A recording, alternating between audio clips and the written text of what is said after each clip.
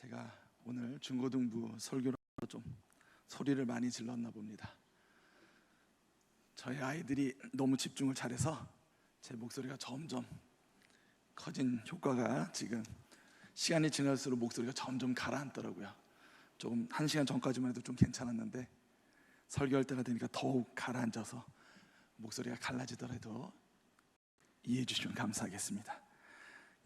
혹시 유전무죄, 무전유죄를 들어보신 적이 있으십니까?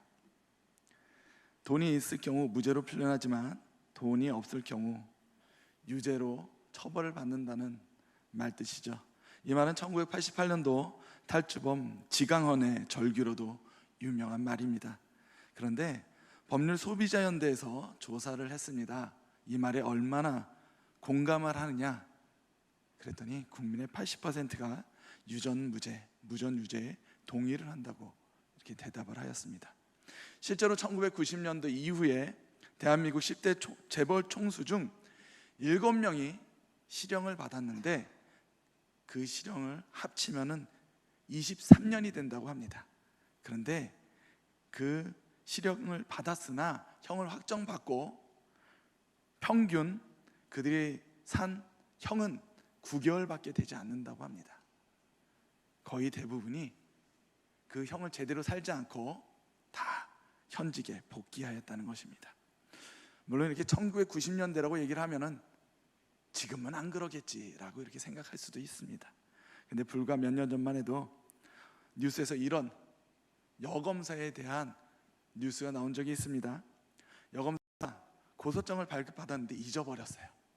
그러면 다시 가서 발급을 받아서 그걸 갖고 고소를 해야 되는데 자기가 임의로 고소장을 만든 거예요. 있는 고소장을 수정해서 그걸 갖고 그 고소장으로 고소를 한 것입니다. 그게 밝혀져서 재판장에 서게 되었습니다. 그런데 1심에서 무죄를 선고받았습니다. 그럴 수도 있다는 거예요.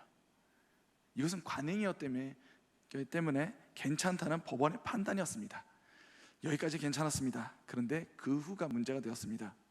관행에서 이것이 문제라고 그랬는데 알고 보니까 그 여검사가 우리나라 굴직은행의 총수의 딸이었습니다.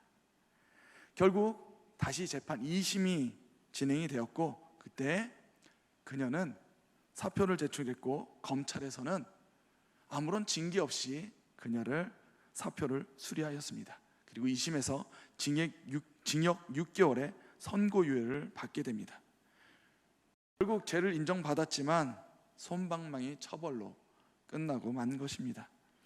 이러한 일들은 지금도 많이 일어나고 있다는 것이죠. 얼마 전에 있었던 일입니다. 몇 년 전에 있었던 일이죠. 800원을 버스기사 횡령을 했다고 유죄를 선고받았습니다. 그래서 그분은 직업을 잃었습니다. 그리고 직업을 다시 구하지는 못했습니다. 전과자가 되었기 때문에. 근데 이렇게 800원에는 횡령했다고 유죄를 선고하면서 몇억, 몇천을 횡령한 거에 대해서는 무죄가 선고되었습니다. 정상 참작이 된 것이죠. 800원 횡령한 사람은 힘없는 가난한 자였고 몇억, 몇천을 소유 횡령한 사람들은 사자 직업의 사람들이었습니다. 같은 죄를 지어도 직업이 좋거나 집안이 좋으면 형을 거의 살지 않거나 형이 작게 선고됩니다. 그런데 가난하고 힘이 없으면 모든 형을 다 살아야 한다는 것이죠. 모든 형을 다 같이 똑같이 사는 것이 공평한 것이 아닐까요?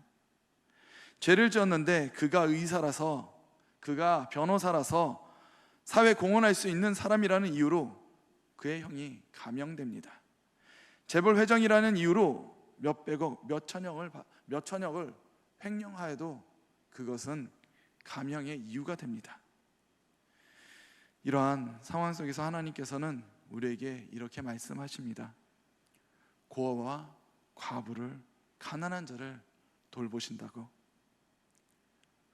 그러나 우리 사회의 어떤 부분을 살펴보더라도 가난한 자를 돌보시는 것 같지 않습니다. 이 사회는 가난한 자에게 관심이 없는 것만 같습니다. 그럼에도 불구하고 하나님께서는 우리에게 분명하게 이렇게 말씀하십니다. 시편 82편 3절에서 4절 말씀입니다. 가난한 자와 고아를 위하여 판단하며 곤란한 자와 빈궁한 자에게 공의를 베풀지며 가난한 자와 궁핍한 자를 구원하여 악인들의 손에서 건질지니라 하시는도다. 가난한 자, 고아를 위해 공의를 베푸시고 구원을 행하시는 분이심을 분명하게 말씀하십니다. 그들을 악인의 손에서부터 지키신다고, 건지신다고, 악인들의 압제와 박해와 핍박에서 건지심을 말씀하여 주십니다. 악인의 손에서 건진다는 것은, 이것은 바로 하나님의 승리를 말씀하시는 것입니다. 하나님의 적들과 주를 미워하는 자들을 완벽하게 제압하는 모습입니다.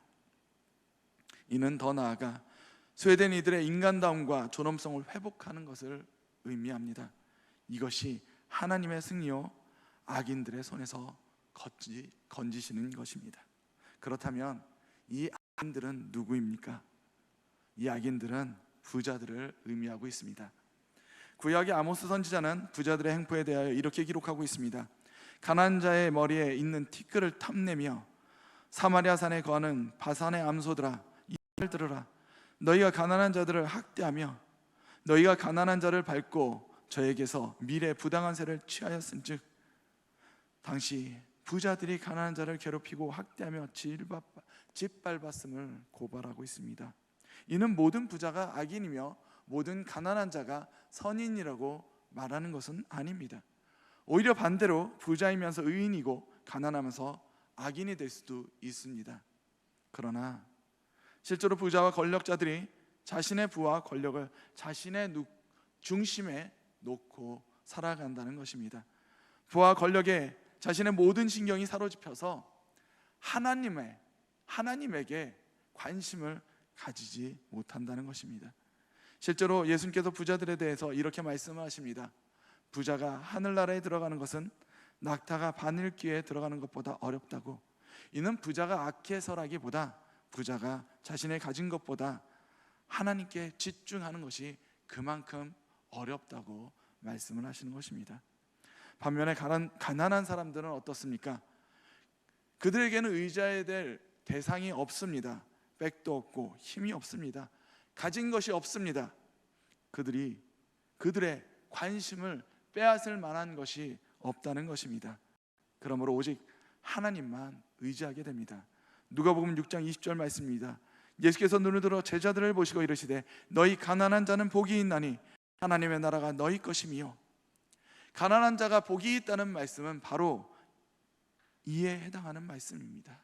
가난한 자는 하나님만 바라보며 구하기 때문입니다. 하나님께 관심을 두지 않고 가까이 하지 못하는 것, 그것은 죄입니다. 그러나 하나님만 의지하고 살아가는 것, 이는 참된 복입니다. 그러므로 시편 기자는 하나님께서는 가난한 자의 편에 서서 그들을 지키시고 책임지신다고 지금 선포하시는 것입니다. 또한 하나님께서 가난한 자들의 편에 서시고 보호하시는 이는 우리 모두가 하나님의 형상으로 창조되었기 때문입니다. 창세기 1장 27절 말씀입니다. 하나님이 자기 형상 곧 하나님의 형상대로 사람을 창조하시되 남자와 여자를 창조하시고. 하나님의 형상이라고 하시면 무엇입니까? 말 그대로 하나님을 닮았다는 것입니다. 우리의 겉모습뿐만 아니라 우리의 속성 또한 하나님을 닮았다는 것입니다. 로마 시대엔 가이사의 동상들이 그의 식민지마다 세워졌다고 합니다. 이것들은 동상일 뿐이지만 로마 황제의 동상이라는 이유로 그 동상은 황제를 대하듯 그렇게 대함을 받았다고 합니다. 황제의 동상은 그의 권력과 신성함을 상징했으며 이러한 상징을 파괴하는 행위는 로마 국가에 대한 심각한 범죄로 간주가 되었다고 합니다. 형상이란 바로 이러한 것입니다. 형상은 그의 권력과 신성함을 담고 있습니다. 우리는 하나님의 형상대로 지음을 받은 존재입니다. 즉 하나님의 형상대로 창조되었다 함은 인간의 존엄성과 가치가 있음을 말하는 것입니다. 이는 사람이라면 그 누구도 예가 될 수 없다는 것입니다. 비천하고 가난한 자도 하나님의 형상대로 창조가 된 이들입니다. 이 말은 하나님의 형상인 이들의 존엄성과 가치를 무시한다는 것은 하나님의 창조물에 대한 존중과 사랑의 원칙을 위반하는 것입니다. 하나님을 무시하는 행위로 볼 수가 있다는 것입니다. 하나님의 의도와 계획을 거스르는 것으로 볼 수가 있습니다. 그러므로 하나님께서는 고아와 과부, 가난한 자의 편이 되어주시는 것입니다. 가난한 자들을 압제하는 그들에 대해 하나님께서는 오늘 본문에 이렇게 말씀하십니다. 1절과 2절 말씀입니다. 하나님이 일어나시며 원수들을 흩어지며 주를 미워하는 자들은 주 앞에서 도망하리이다. 연기가 불려가듯이 그들을 몰아내소서. 불 앞에서 미리 녹음같이 악인이 하나님 앞에서 망하게 하소서. 그러나 앞에서 말씀드린 바와 같이 현대사회에서 악한 권력자들이 심판받는 것은 매우 드문 일입니다. 권력자들은 아직도 법의 정당한 심판 앞에서 벗어나 있는 것 같습니다. 하나님께서 분명히 패배가 없으시고 실패가 없으신 분인데 이 땅에서 하나님의 승리가 보이지 않는 것만 같습니다. 사람을 청부살인하고도 허위 진단서를 받아 병원에서 호화 생활을 하다가 걸린 사건이 있었습니다. 2004년도에 대법원에서 무기징역 확정을 받은 후 2007년에 형집행 정지를 처분받아 2012년까지 감옥이 아닌 병원에서 호화 생활을 해온 것이 들켰습니다. 일반인이라면 감히 상상할 수도 없었던 일들이 일어난 것이죠. 돈과 권력이 있다는 이유로 마치 법 위에 있는 것처럼 살아가는 것입니다. 그러나 그럼에도 불구하고 하나님께서는 우리에게 분명하게 말씀하십니다. 악인을 탄핵하고 가난한 사람을 보호하신다고 우리는 이 사실을 분명하게 기억해야 할 것입니다. 야고보서 5장 1절 말씀입니다. 들으라 후한자들아 너에게 임할 고생으로 말미암아 울고 통곡하라. 디모데서 6장 9절에서 10절 말씀입니다. 부하려 하는 자들은 시험과 올무와 여러 가지 어리석고 해로운 욕심에 떨어지나니 곧 사람으로 파멸과 멸망에 빠지게 하는 것이라. 돈을 사랑함이 일만하게 뿌리가 되나니 이것을 탐내는 자들은 미혹을 받아 믿음에서 떠나 많은 근심으로서 자기를 찔렀도다. 그러므로 우리 기독교인들은 이 말씀을 단순히 우리의 종교적 수사로서 받아들이는 것이 아니라 우리는 이 말씀대로 행함 가운데 거해야 할 것입니다. 미가 6장 8절에 이렇게 말씀하십니다. 사람아 주께서 선한 것이 무엇임을 내게 보이셨나니 여호와께서 내게 구하시는 것은 오직 정의를 행하며 인자를 사랑하며 겸손하게 내 하나님과 함께 행하는 것이 아니냐. 하나님께서 원하시는 것은 선한 것은 정의를 행하며 하나님을 사랑하는 것입니다. 우리는 이 사회에 정의를 행하며 하나님을 사랑함으로써 하나님의 승리를 이 땅에 선언해야 할 것입니다. 그런데 우리는 이렇게 생각할 수도 있습니다. 하나님의 전능하신데 왜 소외되고 가난한 자들이 아직까지 비참한 삶을 살아야만 할 것인가? 하나님께서 이 땅을 질서로 창조하셨습니다. 질서로 창조하셨다 하면 하나님께서 우리와 함께 그리고 우리를 통하여 일하신다는 것입니다.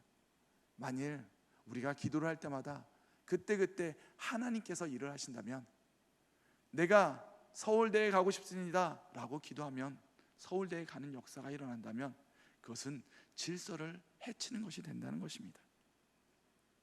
그러므로 하나님께서는 우리에게 사랑을 주시고 우리와 함께 사역하십니다. 이 땅에 공의와 정의, 평등을 실현하기 위해서 우리는 반드시 우리의 말씀 가운데 우리는 실천하여야 할 것입니다. 그럼 어떤 것을 우리는 행하여야 할까요?